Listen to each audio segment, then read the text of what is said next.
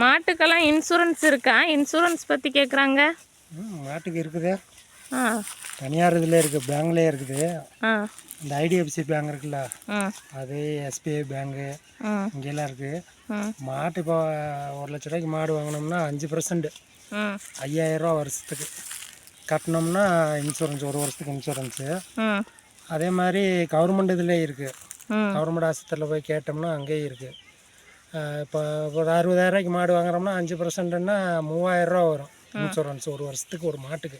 ம் அது எப்படின்னா ஒரு வருஷத்துக்கு எப்படின்னா ஏதாவது நோய் வாய்ப்பட்டு இறந்து போச்சுன்னா, ம் ஏதாவது ஆக்சிடெண்ட் இதில் இறந்து போச்சுன்னா அது ஃபுல் அமௌண்ட்டு கிடைக்கும், 60,000 அப்படி கிடைக்கும். ம் அதே மாதிரி வந்துட்டு ஏதாவது கால் முறிவு இல்லை ரொம்ப இதாகி மாடு வந்து உயிரோடு இருக்கான பால் கறக்க முடியாத சூழ்நிலை இருக்கும்ல, அந்த மாதிரி இருக்கிற மாட்டுக்கு 75% வரைக்கும் இன்சூரன்ஸ் கிடைக்கும்.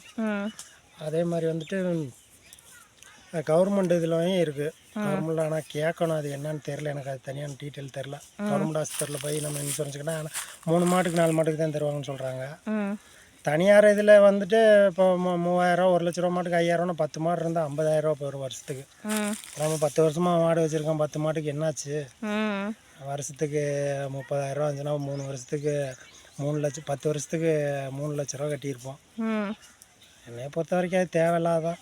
பயப்படுறவங்க வேணுமா போட்டு வச்சுக்கலாம். புதுசாக வாங்கிட்டு பயப்படுறோம் அப்படின்னா வேணுமா போடலாம்.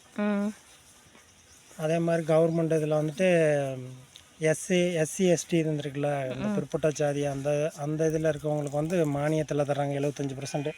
இப்போ 60,000 ஒரு 500 1,000 தான் ஒரு இன்சூரன்ஸ். அது 4 மாட்டுக்கு தந்துடுவாங்க கவர்மெண்ட்டில். அதுவும் அதே மாதிரி தான், அது போடலாம். ஆனால் இப்போ சரியான பராமரிப்பு இல்லாமல் மாட்டுக்கு ஏதாவது ஒன்று பால் கறக்க முடியல, சரியான பராமரிப்பு இல்லாமல் இறந்து போகுது அப்படின்னா அதுக்கெலாம் தர மாட்டாங்க. அதெல்லாம் இறந்துச்சுனால வந்து போஸ்ட்மார்ட்டம் பண்ணி தான் நமக்கு வந்து காசு தருவாங்க.